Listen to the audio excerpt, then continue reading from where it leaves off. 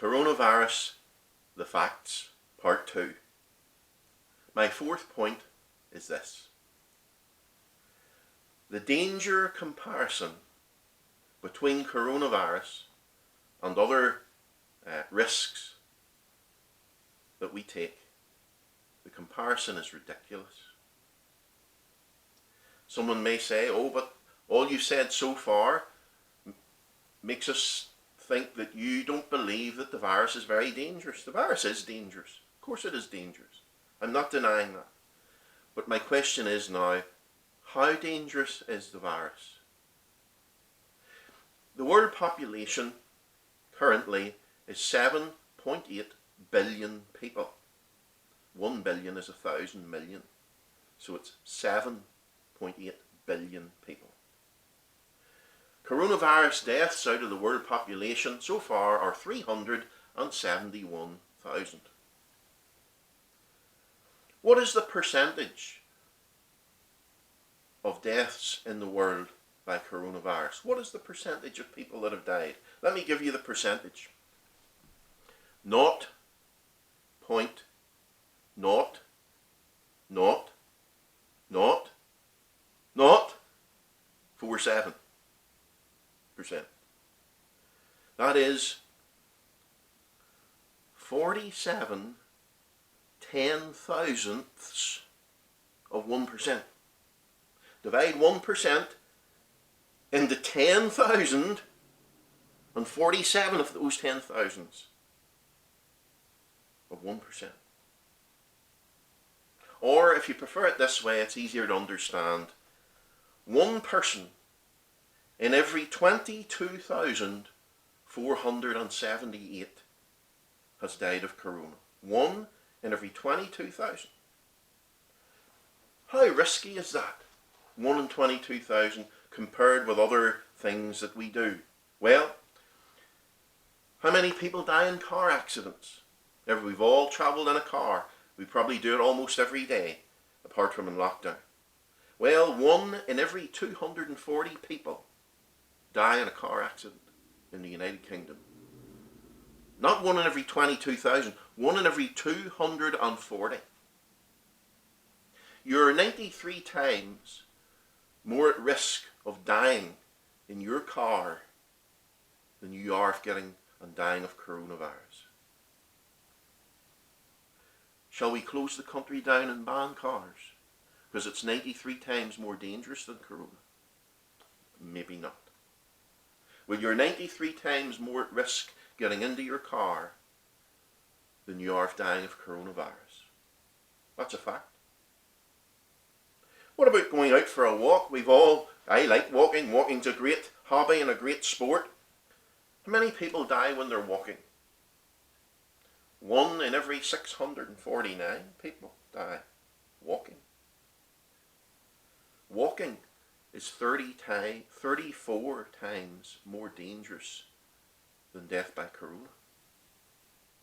Should we ban walking? Well, it's 34 times more dangerous. Why are you not afraid to go for a walk if you're afraid of corona? What about falling over? Tripping and falling. 1 in every 114 people die of falling. 1 in every 306 people in the world die being shot by someone with a gun. Corona, 1 in 22,478 die of corona. You're 197 times more likely to die falling down your stairs. Should we ban the staircases then? Because it's far more dangerous than corona. Should we stop the economy and lock everyone down? No, we don't do that.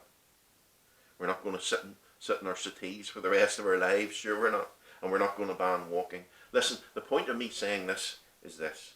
The risk of you dying from corona compared to the risk of you dying from things you do in ordinary life, the risk from corona is pathetic by comparison. It just is. It's pathetic. And I want to ask you this, really. Be real. Why are you not more afraid to get into a car than you are of getting coronavirus? Why are you not more afraid to go for a walk? Why are you not even more afraid eating your dinner? Because 1 in every 2,696 people die from choking on their food. You're eight times in 8 times you're in 8 times more danger eating your dinner tonight than you are from dying of corona. You're 8 times more likely to choke to death on your food. Are you going to stop eating? No. You see, the point I'm making is this. I'm not minimizing anything. The risks that you and I take in ordinary life, going for a walk, getting in the car, eating our dinner, the worst risks we take every day are far more dangerous than the coronavirus and far more likely to lead to your death. Now, when you compare corona, and that's a fact, by the way. I'm quoting you facts. You can deny facts if you want, but that, logically speaking, just means your argument isn't valid, and philosophically it just means you're irrational if you deny facts. But if you compare corona with the various plagues and pestilences of the history of this world, corona doesn't compare. There was the Justinian plague in 541 and 542 AD. What was the death toll? Over 25 million. Not 370,000, 25 million. The Spanish flu killed 1 to 5% of the population of the world. In today's terms, that would be over 1 billion. If it was 1% or 5%. 5% would be more. In 1918, just after World War I, there was a flu. You know how many people it killed? Between 17 and 100 million people. But coronavirus has killed how many? 371,000 worldwide. Friends, it doesn't compare. It honestly does not compare. It doesn't compare with the plagues in history, and it doesn't compare with the ordinary dangers that you face every single day. Fifthly, the recovery rate, if you were to get coronavirus, the recovery rate is excellent worldwide. The lowest recovery rate recorded, which I don't believe, I believe it's higher, but the lowest one recorded is 89% recovery rate. That is marvellous. 89% of people that get the disease recover and don't die. By the way, you may think that you've heard in the news about Italy and they lost so many people to the virus, and that's true, although I don't think they lost as many as the UK. But the Italian government has now released a statement saying that 99% of the people that died of corona were all ill with other serious illnesses like cancer, heart disease, and so on. Fact number 6 about corona: deaths from other illnesses are up massively during the lockdown because corona treatment is taking priority over everything else, even though corona is not as dangerous as everything else. In the United Kingdom, it is estimated that 2.5 million people during the last 2 months have not been scanned for cancer. 2.5 million. I wonder what the death toll will be out of that, seeing as the cancer death rate is 1 in every 7 human beings. Not 1 in 22,000, 1 in 7.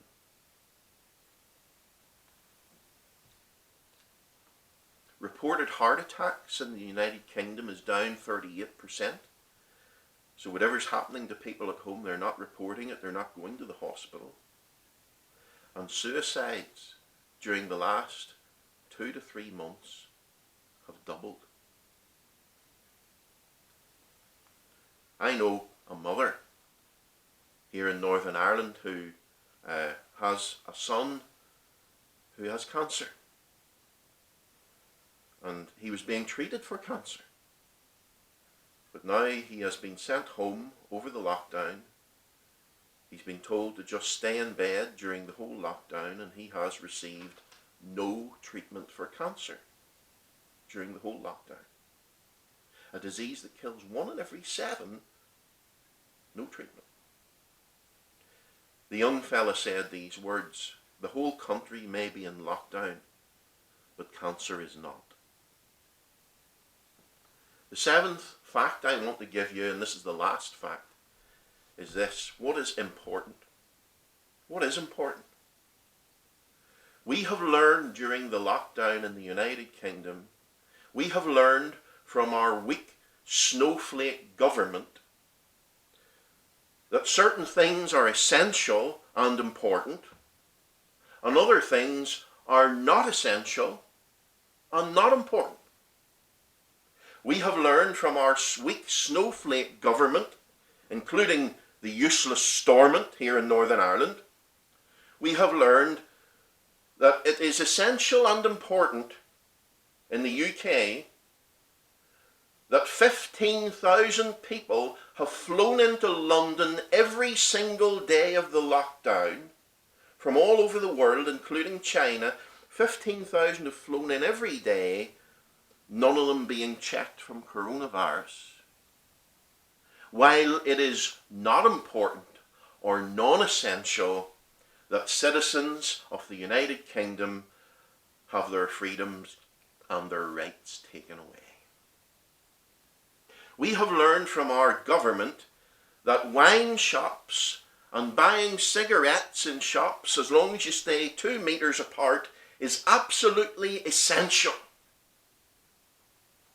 But that relatives and ministers of religion to visit people in hospital who are dying is not important and not essential. But yet it's important to get wine. But it's not important to be with those who die. We have learned from our snowflake government that infanticide centres, abortion clinics, are essential and important, but that people's religion is non-essential and not important. I would make this statement: what a moralless, heartless, and cruel value system we have. We have also learned from this lockdown that not all, not even the majority, but we have learned that many snowflake citizens of the United Kingdom are all too willing to give up their rights and their freedoms for the slightest wee reason without even thinking. We have also learned that many people are scared to death of death, and they frighten, they cower like little rabbits. We have learned that many people in the United Kingdom are connected by an intravenous drip to the BBC and the mainstream media, and have been connected to it for so long, even though the BBC has been proven to be biased liars for the past 20 years repeatedly. Many of the citizens of the United Kingdom are connected to the mainstream media with an intravenous drip for so long that they will believe anything and everything that the media says without any thought. Many have been brainwashed completely by a lying media. And I'm making this statement, or these statements, for one reason. I want to urge you, look at the statistics, look at the facts, look at the consequences, and think for yourself. Think. I've given you 7 facts on corona. Number 1, the scientific predictions were in gross error. That's a fact.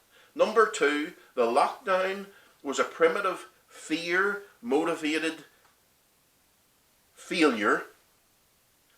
That's a fact. Number three, the government has neglected the citizens in a time of emergency. Number four, the danger comparison of corona with other things is ridiculous. Number five, recovery rate is excellent. Number six, death by other illnesses is up because of corona, because of neglect and fear of other illnesses because of the coronavirus. And seven, we have learned an awful lot. I'm not making little in any way of the 39,000 people and relations of people that have died in the UK of this disease. It is bad. I have sympathy for them, and I would say this: if I was your minister, as I used to be, when they were dying, I would have been with them in the hospital, and I wouldn't have been sitting at home, and no one would have stopped me, because I would have been there for them when they needed me. But many say, we have learned lots. Oh, corona, let's surrender. And that's what we've done. Oh, corona, let's surrender our rights. Let's surrender our economy. Let's surrender all the small businesses that are now closed. Let's surrender our freedoms. Yes, yes, yes, said the sheeple. Not the people, the sheeple. Wise up. Catch yourself on. Oh, corona, let's surrender our rights, our economy, and our freedoms. Let me tell you a wee story as it closes. Anthony Clement McAuliffe was the acting commander of the American 101st Airborne Soldiers in Bastogne. And they were surrounded for months and months. And in early 1945, the German commander sent to Anthony Clement a surrender ultimatum. Surrender, you're surrounded. You know what the American commander's answer was? One word. He said, nuts. Nuts. Oh, corona, let's surrender our businesses. Let's surrender our rights. Let's surrender our economy. Let's surrender our freedoms. Let's surrender our dying relations so that they die on their own. You know what I'd say to you? If you said that to me, I'd say, you're nuts. You are nuts. No way.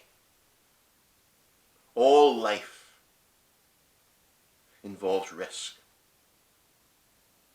But we still live it. All death is certain. But we don't let that stop us from living. We all die sooner or later. We don't stop living because of it. Live your life. Stop being afraid of shadows. And I want to say, I pray that God will keep you and your family safe from coronavirus and all other dangers which are far worse. And may He bless you. But think for yourself.